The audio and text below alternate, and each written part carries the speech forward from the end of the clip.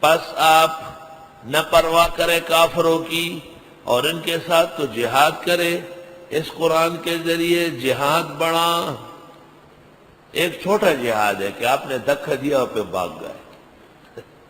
ایک مضبوط جہاد ہے کہ آپ پیچھے نہ ہٹیں.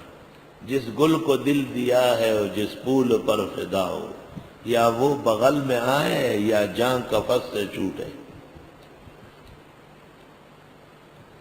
وَهُوَ الَّذِي اللہ وہ ہے مرج البحرین جس نے چلایا دو دریا، دریائے کابل لنڈے اور دریائے سندھ اباسین.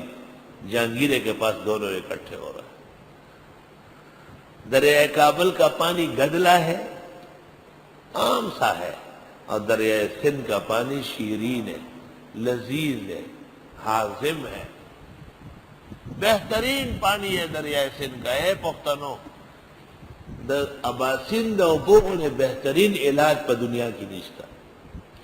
لیکن دریائے سندھ کا پانی وہاں جہاں پر کوئی ڈیم نہ بنا ہو، آگے جانا پڑے گا اور آگے.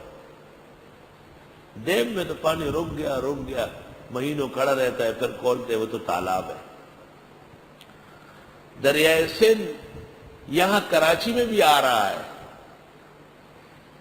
یہ گجو کے پاس دریائے سندھ گر رہا ہے، لیکن وہ دریائے سندھ اب واقعی سندھی ہو گیا ہے. اس کے اجرک پرانے ہو گئے، دوتی اتری ہوئی ہے، اور سب کام اس کا بگڑا ہوا ہے. وہ سندھ کی ایک نہر بن کر کے آئی. اللہ تعالیٰ کسی کو توفیق دے اور اس میں قدر و شکر ہو. چھٹیوں میں جب کبھی موقع ہو اس جگہ جاؤ، کوہستان کے راستے میں، بشام کے آس پاس.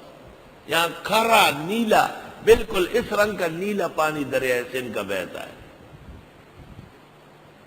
4 کلو چپلی کباب کھائے اور پھر 4 گلاس پانی پی لے اس کا. 2 گھنٹے کے بعد دیکھیں آپ 4 کلو کباب اور کھا سکتے. ایسا بہترین پانی.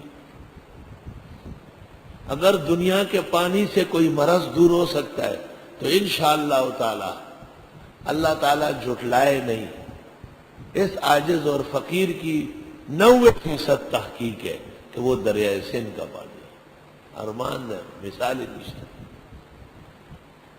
دیتا تیار شوه ما چې دریائے سندھ په غاړه باندې یو 2 کمرې جماعت وړاونه یو مدرسه جوړه شي، او هر میاشت کې لسلو ته ځم او هلته قیام کوم او جهانګیرې مانګیرې به ختم. هېڅ اجتې نشته. اوبه خړې دي، بیکاره دي، لنډې را بهیږي، کور سره بهیږي، خو هېڅ ته خیر نه، دوانو نه. اور جن طالب علموں کا علاقہ وہی ہے جہاں دریائے سندھ کا پانی بہ رہا ہے، اب جب وہاں پہنچے اور دریائے سندھ کا پانی پینے لگے تو سورہ فاتحہ 1 بار، آیت الکرسی 3 بار، سورہ اخلاص 3 بار، اور پھر درود شریف 3 بار پڑھ کر کے سب بزرگوں کو دعا دے، بخش دے، اور پھر کہے یا اللہ اس کا پانی ہمارے لیے اس طرح علاج، شفا، شیرین بنا جیسے ہمارے استاد نے رمضان المبارک روزے کی حالت میں مسجد میں بیٹھ کر قرآن کے درس میں اس کے فضائل بیان کیے. پھر دیکھو کیسے تیرے آنکھ. اللہ اللہ.